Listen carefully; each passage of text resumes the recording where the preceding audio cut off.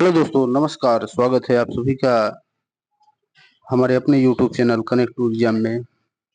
मैं आप सभी के लिए हिंदी प्रैक्टिस श्रृंखला चला रहा हूं और ये आज ये हिंदी का 5वां प्रैक्टिस सेट है। और इस प्रैक्टिस सेट में 30 से 35 प्रश्न महत्वपूर्ण रखे जा रहे हैं, जो कि बहुत ही महत्वपूर्ण प्रश्न है और ये कहीं न कहीं लगभग सभी प्रतियोगी परीक्षा में पूछे जाते रहे हैं। आप इन 30 प्रश्नों की व्याख्या को देखें और इसको समझें। यकीन मानिए, अगर आप ध्यान से देखेंगे तो इससे बहुत ही आपको लाभ होगा। तो चलिए आज के पहले प्रश्न पे चलते हैं। ट वर्ग का उच्चारण की दृष्टि से किस प्रकार की ध्वनि है? ट वर्ग उच्चारण की दृष्टि से किस प्रकार की ध्वनि है? तो ट वर्ग क्या होता है? ट वर्ग जो होता है, ट वर्ग जो होता है ये क्या होता है भैया? ट वर्ग ये मूर्धा होता है। क्या होता है? मूर्धन्य बिंदु, मूर्धन्य वर्ण होता है। ट वर्ग क्या है? मूर्धन्य वर्ण। कंठ वर्ण के अंतर्गत क वर्ग आता है। कंठ वर्ण जो कि पहला ऑप्शन है, कंठ वर्ण के अंतर्गत क वर्ग आता है। तालव्य के अंतर्गत च वर्ग आता है। च वर्ग में कौन कौन आ जाएंगे? च छ ज झ इया। क वर्ग में क ख ग घ अंग। दंत के अंतर्गत त वर्ग आता है। दंत के अंतर्गत कौन आता है? त वर्ग। और मूर्धन्य के अंतर्गत टो, ठो, डो, ढो और ड़, ये 5 वर्ण आते हैं। तो इसलिए इसका सही ऑप्शन कौन हो जाएगा? Answer C. चलिए नेक्स्ट क्वेश्चन चलते हैं। मूर्धन्य स, ये कौन सा स है? मूर्धन्य स। इसका उच्चारण स्थान पूछ रहा है तो इसका उच्चारण स्थान मूर्धा होता है। तालु वाला जो स होता है वो ये होता है। दंत वाला जो स होता है वो ये होता है। और कंठ की अगर हम बात करते हैं तो कंठ के अंतर्गत क वर्ग आ जाता है। क वर्ग आ जाता है। ओ, आ, अह, ये सब क्या है? कंठ के से बोले जाते हैं। तो स का उच्चारण स्थान जो होता है ये मूर्धा होता है। चलिए नेक्स्ट क्वेश्चन पे। ढ वर्ण का उच्चारण स्थान है, ये प्रश्न देखिए हाई कोर्ट एआरओ 2021 में पूछा गया है। यूपी ट्रिपल एसएससी की स्टेनोग्राफर में 10 मार्च 2019 को और यूपी पीसीएल में भी पूछा गया 2018 में। ये कह रहा है कि ढ वर्ण का उच्चारण स्थान है। ढ कहाँ से बोला जाता है? तो ढ किस में आएगा? ढ, ट, ठ, ड, ढ में आता है। तो ढ का किस में आएगा? ट वर्ग में आएगा। ठीक है।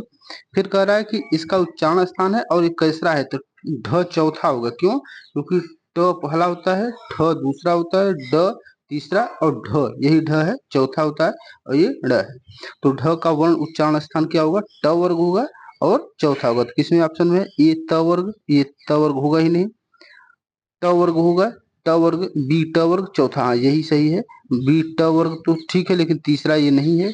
ट वर्ग है दूसरा, ये भी नहीं सही। तो ऑप्शन बी ऑप्शन सही है। चलिए नेक्स्ट क्वेश्चन चलते हैं। निम्नलिखित में से दंत ध्वनि कौन है? ये देखिए यूपीएसआई, यूपी पीसीएस में भी पूछा गया है और उत्तराखंड पीसीएस में पूछा गया, आरआरबी एग्जाम 2010 में भी पूछा गया। दंत ध्वनि कौन से? दंत ध्वनि कौन होती है? दंत ध्वनि के अंतर्गत त वर्ग आता है। और त वर्ग में कितने वर्ण होते हैं? 5। त होता है, थ होता है, द होता है, ध होता है और न होता है। तो दंत ध्वनि कौन होगी? Option C. क जो है, क कैसा है? क कंठ है। क कैसा है भैया? क कंठ है। छ आपका तालव्य है। छ आपका कैसा है? तालु है। और प जो है, प आपका ओष्ठ है। प आपका क्या है? ओष्ठ है। इसलिए इसका सही ऑप्शन क्या हो जाएगा? Option C. चलिए नेक्स्ट क्वेश्चन चलते हैं। ल और स का उच्चारण किस स्थान से होता है? देखिए ये दंत से है, ये दंत से है, ये क्या है? दंत से है। और ल का भी उच्चारण स्थान कहाँ से होता है? दंत से होता है। इसलिए इसका सही ऑप्शन ऑप्शन बी। कंठ की बात करते हैं तो कंठ के अंतर्गत क वर्ग आता है। इसके अंतर्गत 5 वर्ण आते हैं, क ख ग घ अंग, ये कंठ से बोले जाते हैं। क, ख, ग, घ और अंग, ये 5 वर्ण हैं। ओष्ठ के अंतर्गत प वर्ग आ जाता है। ओष्ठ के अंतर्गत प वर्ग आ जाता है। और प वर्ग में प, फ, ब, भ और म ये आ जाते हैं। तालव्य के अंतर्गत आपके च वर्ग आ जाते हैं। च छ ज झ ञ। तो इसलिए इसका सही ऑप्शन कौन हो जाएगा? Option B. नेक्स्ट क्वेश्चन चलते हैं। देखिए उच्चारण स्थान दिया है कि कंठ से कौन कौन बोला जाता है? कंठ से देखिए, कंठ से अ से अनार, आ से आम, ये कंठ से यानी गला से बोला जाता है। क वर्ग के वर्ण ह भी कहाँ से बोला जाता है? कंठ से। और विसर्ग, विसर्ग का मतलब जो दो ठे बिंदी होता है, ये विसर्ग है। ये भी कंठ से बोले जाते हैं। तालु से छोटी बड़ी च वर्ग के वर्ण यह भी तालु से बोला जाता है तथा तालव्य से। मूर्धा से री ट वर्ग के वर्ण रस्सी और मूर्धन्य से। दंत के अंतर्गत देखिए त वर्ण ल और स, यही पूछा था, यही ऑप्शन में पूछा, यही क्वेश्चन पूछा था कि किसका ल और स का उच्चारण स्थान हो दंत से। ओष्ठ के अंतर्गत छोटा ऊ बड़ा ऊ प वर्ग के वर्ण। कंठ तालु के अंतर्गत ए ऐ और कंठोष्ठ के अंतर्गत ओ औ और दंत ओष्ठ इंपॉर्टेंट है, ये दंत ओष्ठ के अंतर्गत वो आता है। नेक्स्ट क्वेश्चन चलते हैं। अगर नेक्स्ट क्वेश्चन की बात करते हैं तो उच्चारण की दृष्टि से कौन सा विकल्प शुद्ध है। देखिए कौन सा विकल्प, क्या ये स मूर्धन्य है? नहीं, ये क्या होता है, ये तालव्य स होता है। ये कौन सा स होता है, ये तालव्य स होता है। और ये कैसा होता है, ये च जो है च भी तालव्य होता है। च कैसा होता है, च का उच्चारण स्थान कंठ के अंतर्गत क वर्ग आता है। कंठ के अंतर्गत क वर्ग आता है जिसमें क ख ग घ अंग होते हैं। और च जो है ये तालु से बोला जाता है। कहाँ से बोला जाता है, च तालु से बोला जाता है। ये क्या, ये मूर्धन्य से है, ये तालु से नहीं बोला जाता है। ये मूर्धा से बोला जाता है, ये मूर्धा से बोला जाता है। ये दंत स जो है ये सही है। ये क्या है, ये दंत स है, इसका सही उच्चारण स्थान स का दंत, ये यानी यही विकल्प सही है, शुद्ध यही है। नेक्स्ट क्वेश्चन चलते हैं। दांत और जीभ के स्पर्श से, दांत से और जीभ के स्पर्श से बोले जाने वाले वर्ण को क्या कहेंगे, दंत कहेंगे। क्या कहेंगे भैया, दंत कहेंगे। मूर्धा के अंतर्गत ट वर्ग होता है, इसे कटु या कठोर वर्ण भी कहते हैं। दंतोष्ठ दांत और ओठ की से बोले जाते हैं। दांत और ओठ से जो होते हैं उसे दंतोष्ठ कहते हैं। और यहाँ पे दांत और जीभ दिया है तो दंत होगा, दांत और जीभ। नेक्स्ट क्वेश्चन पे चलते हैं। प फ ब भ म का ये कैसे व्यंजन होते हैं, प फ ब भ म, ये कैसे होंगे, दंत होंगे क्या, नहीं, दंत में दांत के साथ से बोला जाता है। त वर्ग आता है इसमें, त वर्ग।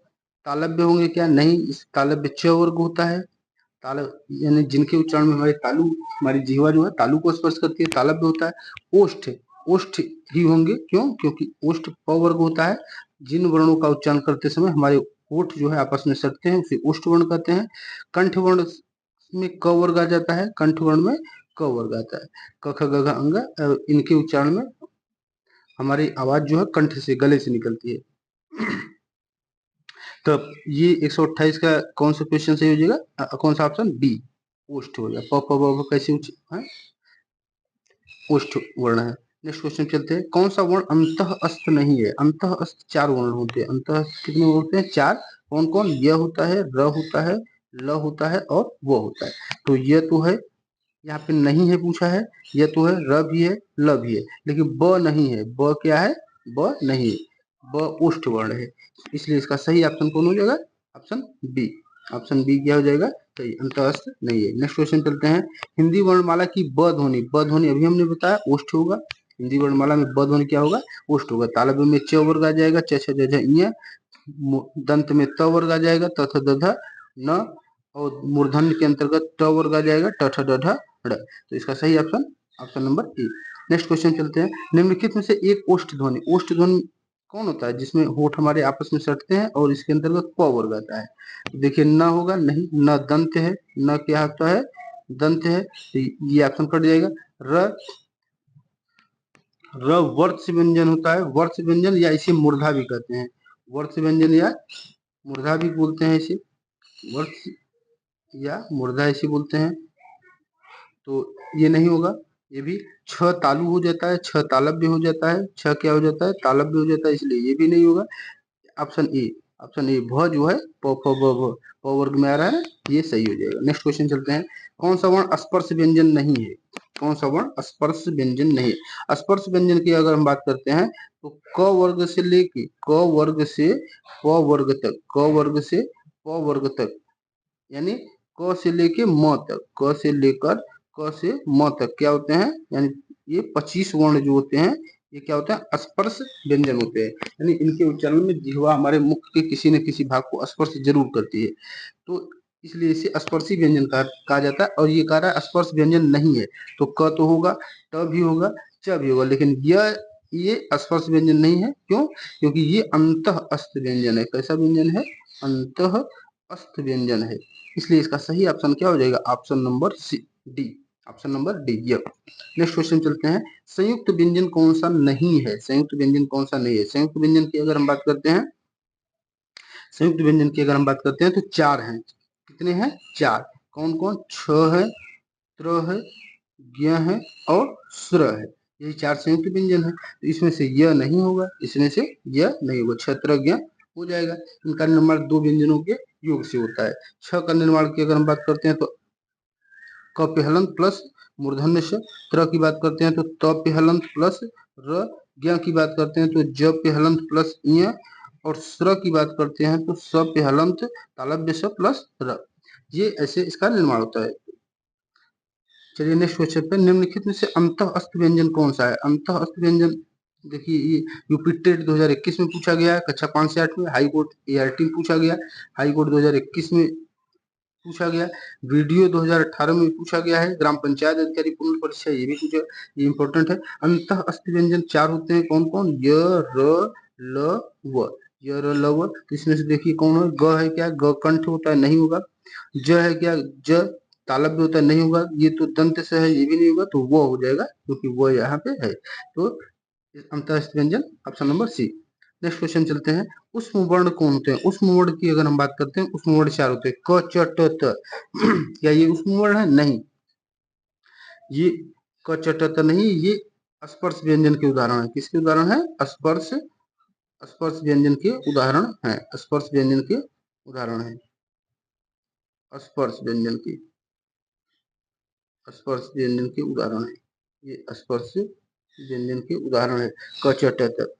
यर लव अभी हमने बताया अंतःस्थ होते हैं, यर लव अंतःस्थ होते हैं। छत्र ज्ञ स्र ये कैसे हैं? संयुक्त हैं। ये कैसे हैं? संयुक्त व्यंजन है।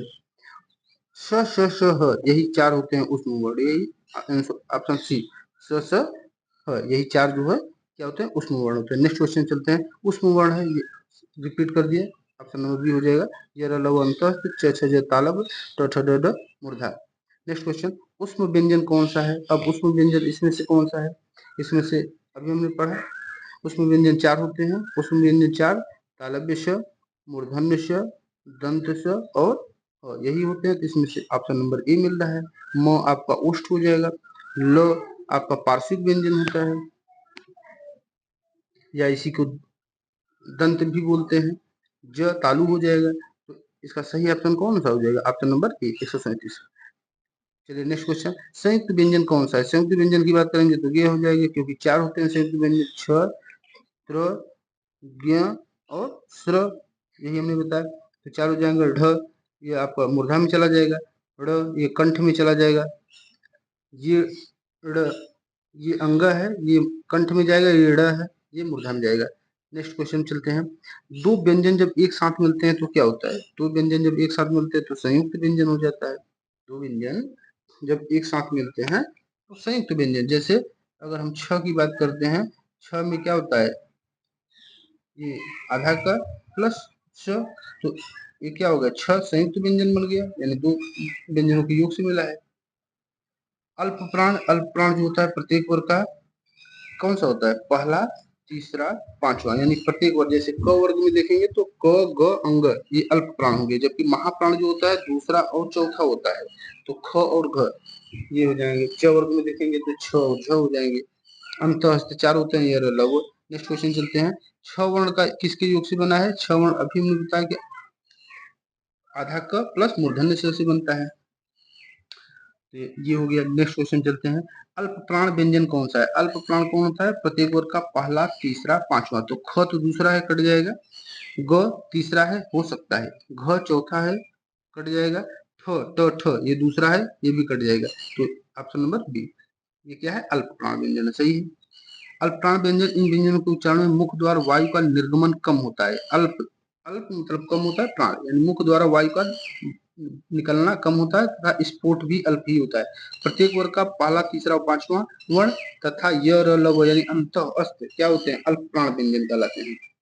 महाप्राण इन व्यंजनों के उच्चारण मुख से अपेक्षाकृत अधिक वायु निर्गमित होती है तथा स्फोट भी अधिक स्पष्ट होता है, जिससे हकार, हकार की ध्वनि सुनाई देती है। प्रत्येक वर्ग का दूसरा और चौथा वर्ण तथा उष्म व्यंजन यानी तालव्य स, मूर्धन्य स, दंत स और ह महाप्राण व्यंजन कहे जाते हैं। चलिए नेक्स्ट क्वेश्चन, प्रत्येक वर्ग का दूसरा और चौथा वर्ण अभी हमने पढ़ा महाप्राण व्यंजन होता है।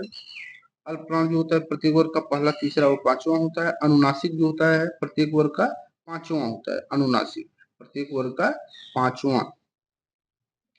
उच्छिप्त या इसी को द्विगुण व्यंजन भी कहते हैं। उच्छिप्त को द्विगुण व्यंजन कहते हैं और इसके अंतर्गत दो आते हैं। कौन कौन? एक ढ आता है और एक ड। जब इसके नीचे बिंदी लग जाता है तो यही क्या हो जाते हैं? उच्छिप्त व्यंजन हो जाते हैं। नेक्स्ट क्वेश्चन पे चलते हैं। कौन सा महाप्राण ध्वनि है? महाप्राण के अंतर्गत प्रत्येक वर्ग का दूसरा और चौथा होता है। तो ज, च, छ, ज, ज तीसरा है इसलिए ये नहीं होगा। घ चौथा है, ये हो सकता है। घ चौथा है, हो सकता है। क पहला है इसलिए ये भी नहीं होगा। प पहला है इसलिए ये भी नहीं हो सकता। Option number C is right answer. Next question पे चलते हैं। कौन सा वर्ण अघोष है? कौन सा वर्ण अघोष? अघोष किसे कहते हैं? इसमें प्रत्येक वर्ग का पहला और दूसरा, प्रत्येक वर्ग का पहला और दूसरा वर्ण जो होता है वो क्या होता है? अघोष होता है। प्रत्येक वर्ग का पहला और दूसरा वर्ण अघोष होता है। तो इसके अंतर्गत कौन? अब देखिए च कैसा है? च तो पहला है, सही है, ये हो सकता है। झ, झ चौथा है, ये नहीं होगा। ये च वर्ग में चौथा वर्ण है इसलिए ये नहीं होगा। ज ये तीसरा है, ये भी नहीं होगा। और ड, ट, ठ, ड ये तीसरा, ये भी नहीं होगा। Option number A is. Next question पे चलते हैं। कौन सा शब्द प्रयत्न और उच्चारण के आधार पर व्यंजन का वर्गीकरण नहीं है? कौन सा शब्द प्रयत्न और उच्चारण के आधार पर? देखिए उच्छिप्त ये तो होता है, इसी को द्विगुण व्यंजन भी कहते हैं। इसी को द्विगुण व्यंजन भी कहते हैं। और इसके अंतर्गत ड और ढ, यानी इसके जब यहाँ पे बिंदी लग जाता है नीचे तो यही दो व्यंजन आ जाते हैं। पार्श्विक व्यंजन, पार्श्विक व्यंजन, ल को पार्श्विक व्यंजन कहते हैं, ये भी होता है। उष्म व्यंजन चार होते हैं। तालव्य स, तालव्य स, मूर्धन्य स, दंत स और ह, ये भी होता है। जबकि सघोष जो है ये वर्ण के उच्चारण का आधार है। यह जो है व्यंजन, यह वर्गीकरण नहीं है, व्यंजनों का वर्गीकरण नहीं है। यह क्या बताता है कि कौन सा वर्ण, यानी किस वर्ण के उच्चारण में अधिक अधिक हकार की अधिक वायु निकलती है। सघोष का मतलब होता है स्वर तंत्र में, स्वर यंत्र में ध्वनियों का कंपन, ये सघोष होता है। ये उच्चारण होता है, ये व्यंजन का वर्गीकरण नहीं है। तो इसका सही ऑप्शन क्यों हो जाएगा? ऑप्शन सी। नेक्स्ट क्वेश्चन चलते हैं। निम्नलिखित में से कौन सा वर्ण घोष है? घोष की जब हम बात करते हैं, अघोष जो होता है प्रत्येक वर्ग का पहला दूसरा होता है। घोष जो होता है प्रत्येक वर्ग का तीसरा चौथा और पांचवा वर्ण होता है। इसी को घोष या सघोष कहते हैं। तो प तो पहला है इसलिए कट जाएगा। ट भी पहला है इसलिए ये भी कट जाएगा। द, त, थ, द ये तीसरा, ये हो सकता है। फ दूसरा है, ये भी कट जाएगा क्योंकि इसमें तीसरा चौथा पांचवा लेना है, इसलिए ऑप्शन नंबर सी सही हो जाएगा। नेक्स्ट क्वेश्चन चलते हैं। कौन सा व्यंजन संघर्षी व्यंजन है? कौन सा व्यंजन संघर्षी व्यंजन? म जो है, म क्या है? म उष्ठ होता है। म क्या होता है? उष्ठ होता है। और ठ जो है, ट, ठ ये क्या होता है? मूर्धा होता है, या इसी को कटु या कठोर वर्ण भी कहते हैं, या इसी को कटु या कठोर या फिर मूर्धा बोलते हैं। झ आपका तालव्य होता है, झ आपका तालव्य होता है। ह यही संघर्षी होता है, यानी उष्म संघर्षी इसी को बोलते हैं। जो चार होते हैं, तालव्य से, मूर्धन्य से, दंत से। तो इसका सही ऑप्शन कौन सा हो जाएगा? Option number A. Next question चलते हैं। पार्श्विक ध्वनि, यानी पार्श्विक ध्वनि यानी ऐसी ध्वनि जिसके उच्चारण में हमारे जीभ का पिछला वाला भाग कार्य करे। तो ड ये तो मूर्धा होता है। ट, ठ, ड, ढ, ड क्या होता है? मूर्धा होता है, मूर्धन्य होता है। जीभ जो है आगे लुढ़क कर चलती है। र कैसा होता है? र की अगर जब हम बात करते हैं तो र इसे वर्ष व्यंजन कहते हैं। इसे क्या कहते हैं? वर्ष, या फिर इसे मूर्धा इसे भी कहते हैं। ल जो होता है, ल यही ऑप्शन नंबर बी, ल जो है पार्श्विक ध्वनि होता है। और च जो है तालव्य होता है। च क्या होता है? तालु से बोला जाता है। तो ऑप्शन नंबर बी सही आंसर है। वर्णमाला में स्पर्श व्यंजनों की संख्या, अभी हमने बताया कि क से लेकर म तक, क से लेकर म तक क्या होते हैं? स्पर्श व्यंजन होते हैं। तो इनकी संख्या कितनी भी है? 25 है। कितनी है? 25। स्पर्श व्यंजन के उदाहरण है। देखिए स्पर्श व्यंजन के कौन सा उदाहरण? छत्रज्ञ होगा क्या? नहीं होगा। क्यों नहीं होगा? क्योंकि ये संयुक्त व्यंजन है। और ज जो है आगत व्यंजन है। ज क्या है? क्योंकि यहाँ पे नुक्ता लगा है, संयुक्त व्यंजन हो गया। त, थ, द, ध यही होगा। स्पर्श व्यंजन कौन होगा? यही होगा। त, थ, द ध। य र ल व क्यों नहीं होगा? क्योंकि ये अंतः अस्त व्यंजन है, अंतः अस्त व्यंजन है और स्पर्श व्यंजन के अंतर्गत क से लेके प वर्ग तक आता है। और ये श श है, ये क्या है? उष्म व्यंजन है, ये क्या है? उष्म व्यंजन है। इसलिए इसका सही ऑप्शन क्या हो जाएगा? 150 का सी। चलिए नेक्स्ट क्वेश्चन, स्पर्श व्यंजन देखिए, त थ द ध। संयुक्त व्यंजन की छत्रज्ञ अंत अस्त की बात करता है, य र ल व। उष्म संघर्षी या संघर्षी व्यंजन की जो बात होती है वो तालव्य से, मूर्धन्य से, दंत से। नेक्स्ट क्वेश्चन चलते हैं, निम्नलिखित में से कौन सा संयुक्त व्यंजन नहीं है? संयुक्त व्यंजन कौन नहीं होगा? छ होगा, ठीक है, त्र भी होगा, ज्ञ भी होगा, लेकिन झ नहीं होगा। झ, तो इसमें से संयुक्त व्यंजन कौन सा नहीं है? झ नहीं है, इसमें से संयुक्त व्यंजन कौन सा नहीं है? झ। जबकि छ, त्र, ज्ञ, स्र ये सब हैं। तो इसका सही option option number 1। Next question चलते हैं, कौन ट वर्ग में नहीं है? ट वर्ग में कौन आएगा? ट, ठ, ड, ढ, ड़, यही आएंगे। तो ठ आपका नहीं है पूछा है, तो ठ भी आ जाएगा, ढ भी आ जाएगा, ड़ भी आ जाएगा, लेकिन ध नहीं आएगा। कौन नहीं आएगा? ध, क्योंकि ये त वर्ग में चला जाएगा। ये किस में जाएगा? त वर्ग में। चलिए नेक्स्ट क्वेश्चन चलते हैं, हिंदी शब्दकोश में छ का क्रम किस वर्ण की बात आता है? छ का निर्माण कैसे होता है? छ का निर्माण होता है आधा क या क पे हलन प्लस मूर्धन्य से। तो इसका छ का क्रम किस वर्ण के बाद आएगा? क के बाद आएगा। किसके बाद आएगा? क के बाद आएगा, क्योंकि इसी से इसका निर्माण हुआ है। तो चलिए नेक्स्ट क्वेश्चन पे, हिंदी शब्दकोश में अब देखिए सबसे पहले कौन शब्द आएगा। अब वर्णमाला लगभग खत्म हो गया है, अब अच्छे प्रश्न आएंगे। अच्छे क्या, ये भी अच्छे ही थे, लेकिन अब वर्णमाला से संबंधित प्रश्न खत्म हो गए हैं। अब शब्द, पद, इन सब से संबंधित प्रश्न आएगा। शब्दकोश में सबसे पहला कौन शब्द आएगा? अब देखिए, रिच्छ आएगा कि ऋणु आएगा कि ऋण? रिच्छ, ये क्या है? रिच्छ। अब रिच्छ का जब हम अगर हम अलग करेंगे तो क्या होगा? री, री प्लस आधा का प्लस श, इससे बना है। और ऋग्वेद की जब हम बात करेंगे तो ये री प्लस